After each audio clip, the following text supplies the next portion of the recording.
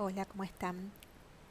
Bueno, el objetivo de esta presentación es básicamente para que podamos profundizar un poquito y aclarar algunos conceptos que estuvimos leyendo y que tienen que ver con indicadores estadísticos de calidad de vida que se utilizan en nuestro país y también poder observar si las estadísticas, cuando las hilamos un poco más fino, dependiendo del grupo de edad, eh, son homogéneas o podemos identificar variaciones.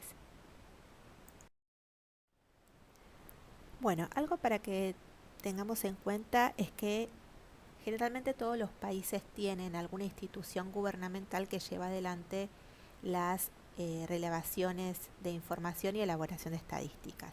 En nuestro país esa institución es el INDEC, ¿sí? El Instituto Nacional de Estadísticas y Censos. Una de las fuentes de información que podemos nosotros considerar para evaluar indicadores de calidad de vida es precisamente el censo de población y vivienda que se hace cada 10 años. Generalmente es eh, en los años terminados en cero cuando se hace el censo, por lo que este año deberíamos tener uno, pero bueno, dadas las condiciones muy probablemente se posponga. Otra fuente de información es la encuesta permanente de hogares, la EPH, que se hace con el objetivo de actualizar esa información que nos proveen los censos, ¿sí? Además, releva otro tipo de información que permite complementar los diversos indicadores de calidad de vida. Entre esos indicadores podemos encontrar las necesidades básicas insatisfechas, el índice de privación material de los hogares y la línea de pobreza, línea de indigencia. Bueno, el indicador de necesidades básicas insatisfechas, como ya sabemos, se elabora a partir de datos censales, es decir, vamos a obtener este indicador cada 10 años, ¿sí? Cuando se evalúan las informaciones relevadas por el censo. Se puede hacer un relevamiento por población o por porcentaje de hogares, ¿sí? O por cantidad de hogares. Los hogares para el INDEC son aquellos que están integrados por una o más personas que no necesariamente son familiares entre sí y que comparten gastos alimenticios.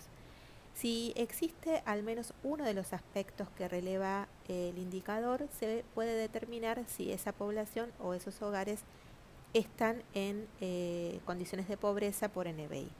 Esos aspectos son, por un lado, la vivienda inconveniente, que lo que hace es considerar los materiales de construcción o el tipo de vivienda. Como podemos observar en la foto, este hogar cumpliría con este aspecto. Por el otro lado tenemos hacinamiento crítico, se hace un promedio de las habitaciones por hogar y se lo compara con el promedio de personas. Cuando hay un exceso, ¿sí?, de 3 personas por habitación en total del hogar, estaríamos ante una situación de hacinamiento crítico. Si consideraríamos que en la imagen todas estas personas viven en la misma casa que estamos viendo, podríamos también suponer que están en una situación de hacinamiento crítico. Por otro lado, tenemos las condiciones sanitarias deficientes, que lo que van a considerar es la presencia de cloacas, la presencia de agua corriente, de un baño que tenga descarga. También se tienen en cuenta si los niños entre 6 y 12 años, niños y niñas, concurren al sistema escolar, si van a la escuela. Y por el otro lado se tiene en cuenta la capacidad de subsistencia, que considera el nivel educativo del jefe o la jefa de hogar, que se tiene que hacer cargo económicamente de sostener al grupo familiar o a las personas que viven en la casa. Bueno, sobre este gráfico ustedes ya estuvieron trabajando, ¿sí? Es un gráfico de IPMH, ¿sí?, el índice de privación material de los hogares, que considera condiciones patrimoniales y disponibilidad de recursos económicos monetarios. En función de estas dos características se pueden obtener 4 posibilidades, ¿sí?, para un hogar. Un hogar que no tenga privaciones, un hogar con solo privaciones patrimoniales, uno que tenga solo privaciones de recursos en dinero y otro que tenga ambos tipos de privaciones, que sería la peor situación posible. Entonces, en este gráfico encontramos en el eje de las abscisas letras que corresponden a jurisdicciones del país y en el eje de ordenadas encontramos porcentajes. Entonces, la letra A corresponde a todo el país, la letra B a la Ciudad Autónoma de Buenos Aires, la letra C a los 24 partidos del Gran Buenos Aires, que incluirían lo que conocemos nosotros como conurbano bonaerense. La letra D, ¿sí? Incluiría al resto de los partidos de la provincia de Buenos Aires, ¿sí? Y así con el resto de las jurisdicciones, de las provincias. Algo que tenemos que recordar, esto seguramente lo vieron en tercer año, es que nuestro país tiene 24 jurisdicciones. 23 de ellas son provincias y la jurisdicción 24 es la Ciudad Autónoma de Buenos Aires, que no es una provincia. Entonces, si nosotros consideramos a cada una de estas barritas, vamos a ver que tenemos una correlación con los colores que nos muestra el cuadro de referencias. En el caso del total país, vemos que prácticamente el 60% de los hogares del país, según el censo del año 2001, son hogares sin privación. Y después tenemos porcentajes que nos muestran la situación en relación con los diversos tipos de privaciones. Y fijémonos que hay más del 10% a nivel país que estaría en la situación más comprometida, ¿no?, con ambos tipos de privaciones. Así es como tenemos que analizar cada uno de los gráficos. Y si observamos la letra C y la letra D, que corresponden a la provincia de Buenos Aires, vamos a ver que el conurbano bonaerense va a estar en peores condiciones que el resto de la provincia de Buenos Aires.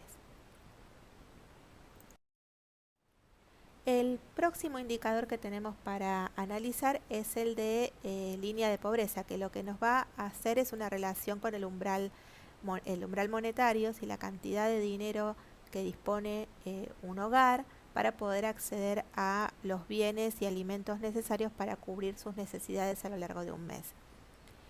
Tenemos dos referencias. Una es la canasta básica de alimentos, ¿sí? Solamente va a incluir alimentos. La otra referencia es la canasta básica total, que incluye los alimentos más servicios como transporte, salud, ¿sí?, servicios de luz y demás.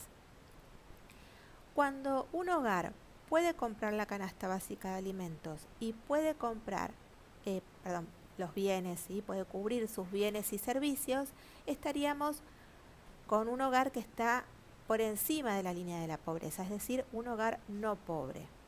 Ahora, cuando solamente puede cubrir la canasta de alimentos, pero no puede cubrir bienes y servicios, estamos hablando de un hogar que está debajo de la línea de la pobreza. Pero, como puede cubrir canasta básica de alimentos, es un hogar pobre. Esa sería la categoría. ¿Y por qué hago la salvedad del pero? Porque hay hogares, lamentablemente, que no llegan a cubrir la canasta básica de alimentos. Esos hogares están en esta situación, están debajo de la línea de indigencia. Algo que es importante acá es no confundir línea de indigencia con indigente, con persona que vive en situación de calle. Acá estamos hablando a nivel estadístico de hogares que no llegan a cubrir la canasta básica de alimentos. En el último semestre del año pasado, ¿sí?, en el mes de diciembre en realidad, surgieron los resultados de la última encuesta permanente de hogares, de la última EPH. Y como verán, a nivel país, ¿sí?, tenemos un 35,5% de personas que están en situación de pobreza. Ahora bien, si hacemos una diferenciación por grupos de edad, vamos a ver que no afecta a todos los grupos por igual, ¿sí? Tenemos que el grupo más afectado es el de los niños, niñas y adolescentes, ¿sí? Vamos a ver que un 52%, es decir, más de la mitad de los niños entre 0 y 14 años del país está atravesando por una situación de pobreza. Y de ellos, casi el 14% están en una situación de indigencia, es decir, que no logran cubrir su alimentación en el mes, ¿sí? Es una situación de pobreza muy extrema. Bueno, acá les dejo las fuentes, algunas de ellas ya las estuvieron viendo en oportunidades anteriores, y así que bueno, la idea es que si pueden, si las consulten para ir profundizando un poquito más la información.